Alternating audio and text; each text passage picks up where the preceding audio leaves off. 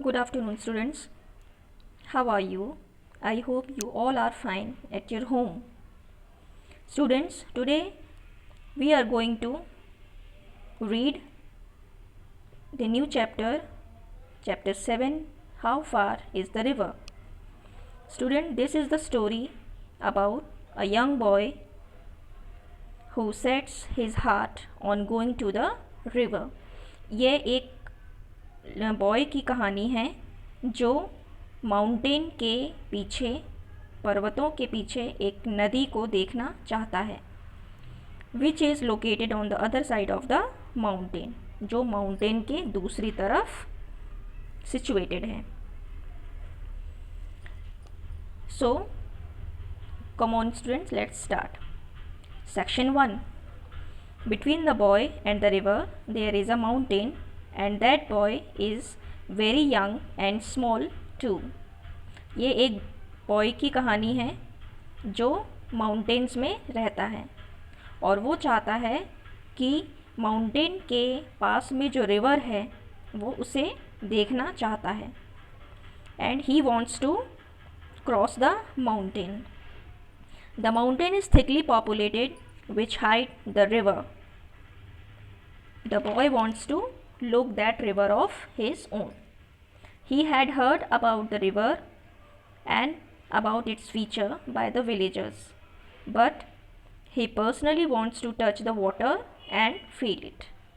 उसने गांव वालों से उस नदी के बारे में बहुत सुन रखा है, पर वो खुद पर्सनली उसे अपनी आँखों से देखना चाहता है, उसे फील करना चाहता है और वो कितनी ब्यूटीफुल है उसे देखना चाहता है.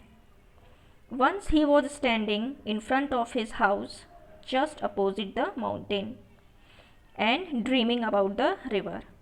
एक बार वो माउंटेन के जस्ट अपोजिट अपने घर के सामने खड़ा हुआ था और उस माउंटेन को देखे जा रहा था और ये सोच रहा था कि मैं कैसे उस रिवर तक पहुँचूँ. He was only 12 years old, but a very strong boy. He had fine features, but his hands and feet were rough and scratched. वो सिर्फ 12 साल का लड़का है जिसके बहुत ही फाइन फीचर्स हैं और आँखें एकदम चमकीली हैं और काली हैं. He had fine features और उसकी जो स्किन है वो भी ब्राउन है. But his hands and feet were rough and scratched. लेकिन उसके हाथों में और पैरों में बहुत सारे स्क्रैचेस हैं. He was barefooted, not because he couldn't afford shoes, but he felt free in his bare foot. वो बिना स्लीपर्स, बिना शूज़ के है, इसलिए नहीं कि वो अपने लिए शूज़ ले नहीं सकता, पर इसलिए क्योंकि उसे विदाउट शूज़, विदाउट स्लीपर रहना अच्छा लगता है. One day that boy was alone at home. His parents went to visit their relatives. एक बार वो घर पर अकेला था और उसके पेरेंट्स किसी रिलेटिव्स के यहाँ मिलने गए थे. His parents couldn't be home till evening. और उसने सोचा कि उसके पेरेंट्स कभी कभार ही बाहर निकलते हैं और क्योंकि वो मेरे रिलेटिव्स के यहाँ गए हैं तो शाम से पहले तो लौटेंगे नहीं. His parents left for him a loaf of bread, some milk and 2 eggs. The boy was alone at home and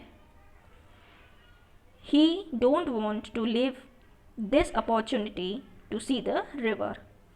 वो घर में अकेला था और उसने सोचा कि मुझे ये अपॉर्चुनिटी, ये मौका दोबारा नहीं मिलेगा क्योंकि मेरे पेरेंट्स भी घर पर नहीं हैं और मुझे मना करने वाला भी कोई नहीं है. He shut the door and windows and closed the door. He got ready, packed a loaf of bread in a newspaper and started his journey to the river. उसने अपने लिए खाना पैक किया और अपने जर्नी पर निकल पड़ा. The path he chose to the river was very steep. It was often used by the villagers, woodcutters, milkmen and mule drivers. जो रास्ता उसने रिवर तक पहुंचने के लिए चुना था वो बहुत ज़्यादा ढलान वाली थी और ये सिर्फ विलेजर्स, वुड कटर्स, जो मिल्क मैन होते हैं, उनके द्वारा ही यूज़ किया जाता था. There he met with a woodcutter and asked him how far it was to the river. वहाँ रास्ते पर जाते समय वो एक वुड कटर से मिलता है और उससे पूछता है कि यह नदी कितनी दूर है. The wood cutter was short but powerful man. He said 7 miles, which was fairly accurate. उसने कहा कि 7 miles, यहाँ से 7 मील दूर है, और जो बिल्कुल सही कहा था उसने. The woodcutter said, Why do you want to know? उसने पूछा कि तुम ये क्यों जानना चाहते हो. The boy said, I am going to the river. तो उसने बॉय ने कहा कि मैं उस रिवर तक जाना चाहता हूँ. तो वुडकटर ने कहा, अलोन, अकेले ही जाना चाहते हो. The boy said, yes of course.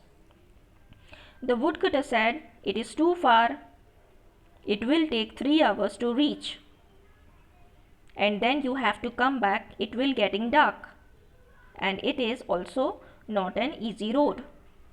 Woodcutter ने कहा कि ये तो बहुत दूर है और तुम्हें यहाँ से पहुँचने में ही 3 घंटे लग जाएंगे, और तुम्हें फिर वापस भी आना है, और तुम्हारे आते आते तक रात भी हो जाएगी, और ये रोड भी इतनी आसान नहीं है. But the boy did not listen to that woodcutter, though the boy had never walked further than the mile from his house to his school. He keep on going to the river. उसने उसकी बात नहीं सुनी और वो अपने रास्ते पर चलने लगा.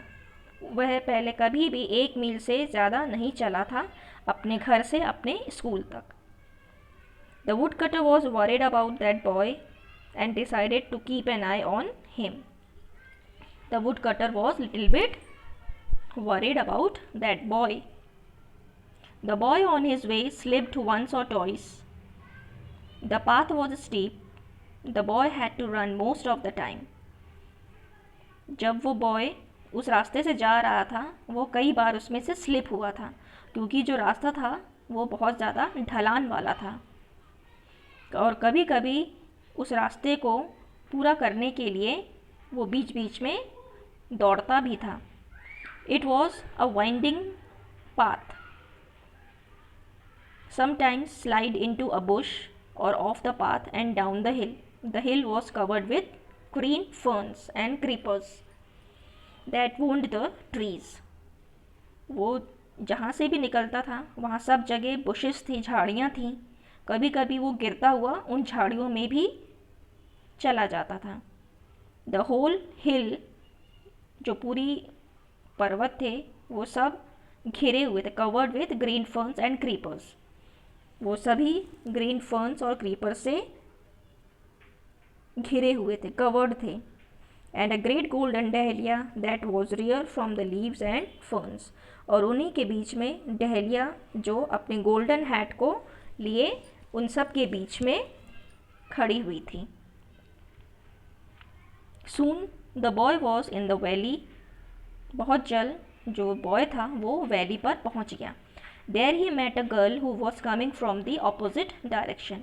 वहाँ अब नेक्स्ट वो एक गर्ल से मिला जो जस्ट उसके अपोजिट डायरेक्शन से आ रही थी, सामने से आ रही थी.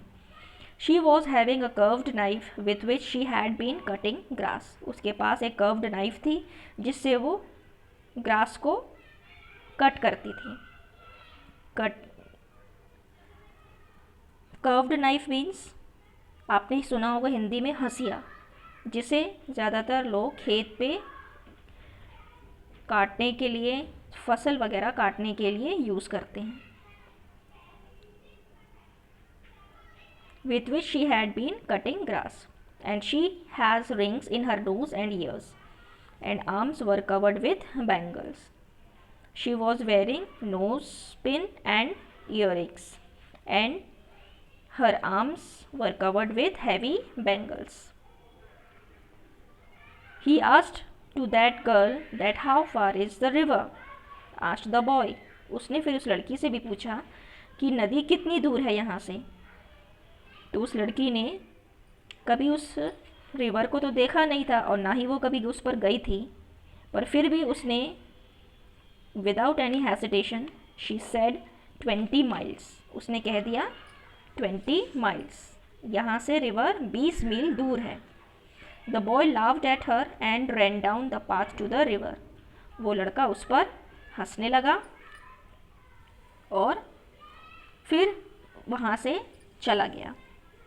Suddenly he heard the voice of the parrot which was red and green in colour, फिर अचानक से उसने अपने सर के ऊपर से एक मिट्ठू को, एक पैरेट को उड़ते हुए देखा, विच वॉज इन रेड और green colour. The boy started following that parrot until it gets disappeared amongst the trees, और उसने उसको तब तक फॉलो किया जब तक वो पैरेट उस वहाँ से डिसअपियर नहीं हो गया। The boy stop to drink water from a stream which was coming from the hillside, फिर उस लड़के को प्यास लगी तो उसने पानी पीने के लिए वो वहीं रुक गया। उसके पास से ही एक छोटी सी स्ट्रीम बह रही थी, एक छोटा सा झरना बह रहा था। The water was cold and sharp but very refreshing, जो वहाँ उस झरने का जो पानी था वो बहुत ज़्यादा ठंडा था लेकिन रिफ्रेशिंग था। This was make him more thirstier, और इस वजह से उसकी प्यास और भी बढ़ गई। The sun was going down to the hill and the path is becoming hotter and the stone also very hot to burn the boy's feet, और जो सन था वो धीरे धीरे हिल साइड की तरफ जा रहा था, जिससे और ज़्यादा गर्मी बढ़ रही थी और धीरे धीरे दिन गर्म होते जा रहे थे, और जिस भी स्टोन्स पर वो पैर रख रहा था उस स्टोन से उसके पैर जल रहे थे। The boy now knew that he had gone half way and he had walked for over an hour, इससे लड़का जो बॉय था वो ये जान गया था कि अब उसने करीब आधा मील, आधा रास्ता तय कर लिया है। He had walked for over an hour, और करीब 1 घंटे से वो वॉक कर रहा है, इस रास्ते पर चल रहा है। So students, here we have completed till section 2. Next we will start section 3 in our second video. Till then, have a nice day.